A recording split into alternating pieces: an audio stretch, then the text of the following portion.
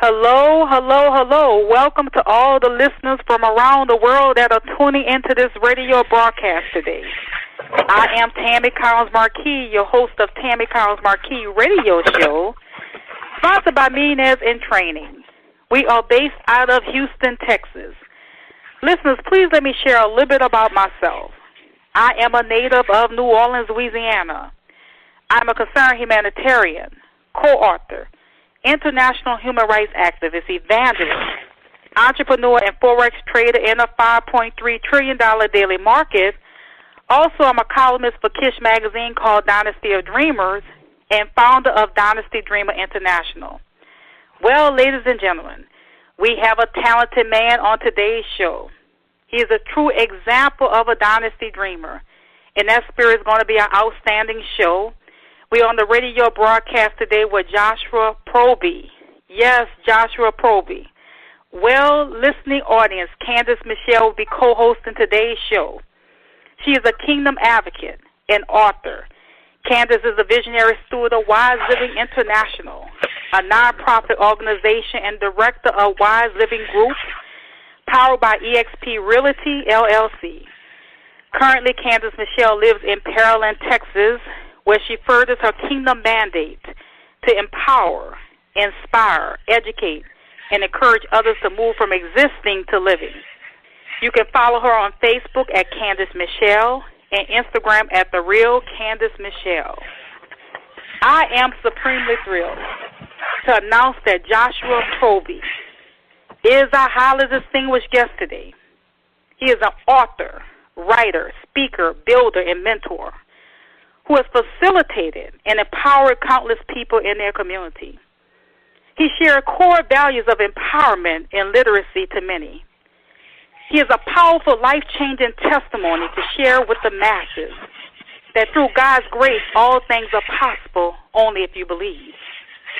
Joshua Proby did not begin to understand his passion for writing until he was in solitary confinement for 2 years. During that time, the Spirit led him to write. He second-guessed this calling. At the time, he could hardly sit still for 2 minutes. And the notion of sitting down long enough to share even a brief message on his heart seemed laughable, much less the patience to write an entire book. He stood on the scripture, "Be still and know that I am God," Psalms 46:10. And so he began to write, despite the negativity that surrounded him, when he first put pen to paper. Joshua still had 9 years left on his sentence, and he began to speak to his fellow inmates about the things he had written, too afraid to let anyone read his work for fear of being rejected. The more he spoke, the more his fellow inmates listened and responded. One particular conversation with a man who was serving a life sentence was a revelation for Joshua. He told the man, life is not over. To say that to a man stuck behind bars for life, in Joshua's words, is like asking to be shot. But God covered his life and allowed his words to be seasoned with grace. The man asked, "Why do you say that?" And Joshua replied, "When the enemy tries to take a life, God restores life. Although he couldn't give this man physical freedom, he gave him something even more precious, hope." God used Joshua behind prison bars to help others see life in a different way, and to understand that even behind bars, God has a purpose for each of our lives. Physical freedom may be gone, but liberty in mind and spirit is priceless. A liberty not many people truly understand. The walls that hold us hostage take many forms beyond the prison barriers of a prison, the physical barriers of it. There are mental prisoners, emotional prisoners, spiritual prisoners, all trapped within themselves. Joshua's story gives hope to weary souls, and his mission is to share this truth. Jesus came to set every captive free, and the freedom we seek can be found at the foot of the cross. Joshua Proby spent 12 years behind bars, including 2 years in solitary confinement for crimes he committed as a young man. He spent 4,380 days behind bars, 1 life lost, and 1 life restored. His time in prison taught him the true meaning of freedom and allowed God to inspire in Joshua a vital message for the world. Imprisonment happens beyond the bars of a jail cell. And Jesus is the key to setting our souls free from whatever form of bondage we struggle with. Well, today's episode is called True Meaning of Freedom, the Power of Liberty in the Mind and Spirit. Welcome to the phenomenal world of Joshua Proby. How are you doing today, Joshua Proby? I am doing amazing. I am blessed beyond anything I can ever imagine. It is beautiful just to be here today. Beautiful. Yes, it absolutely is, and we are thrilled to have you on the radio broadcast today. We are looking forward to hearing your testimony that you're going to share about what looks impossible to man is possible with God. Yes, most definitely, most definitely. Absolutely.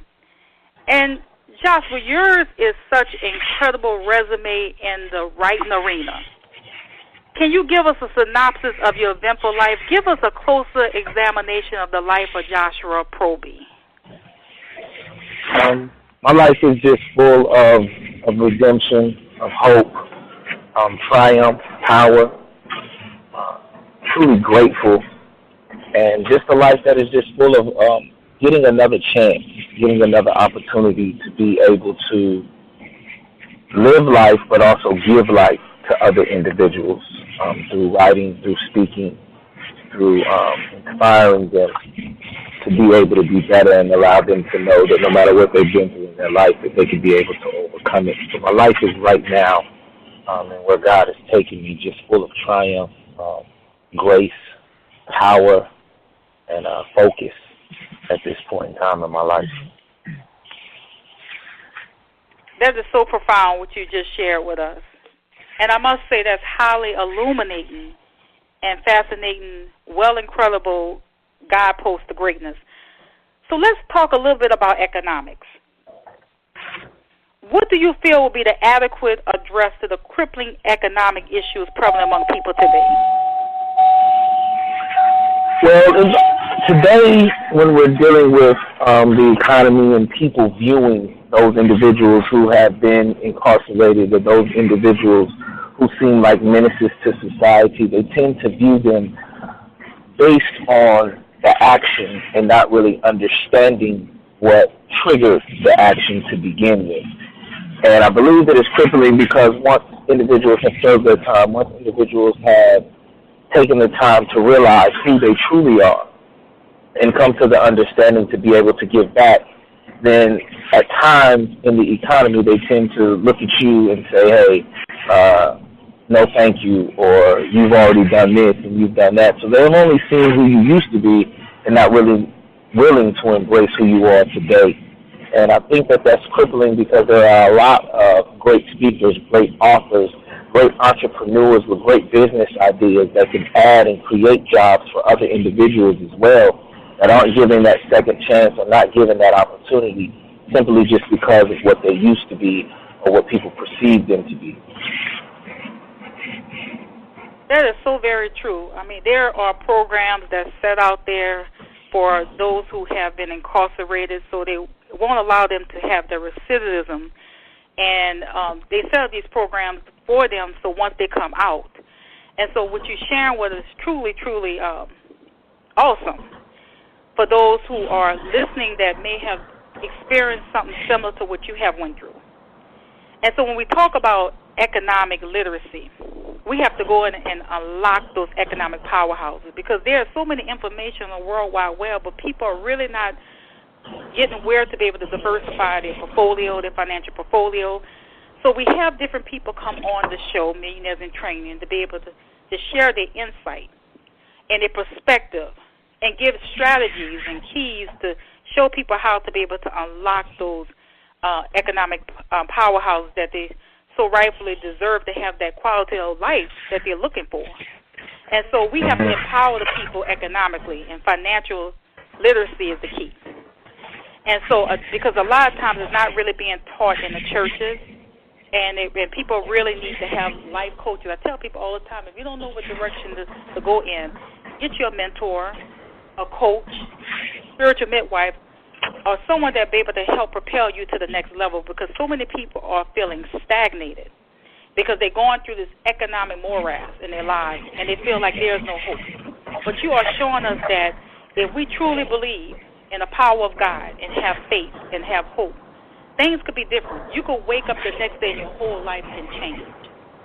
But because so many people are going through these ebbs and flows of life, up and down, and they need a sense of direction.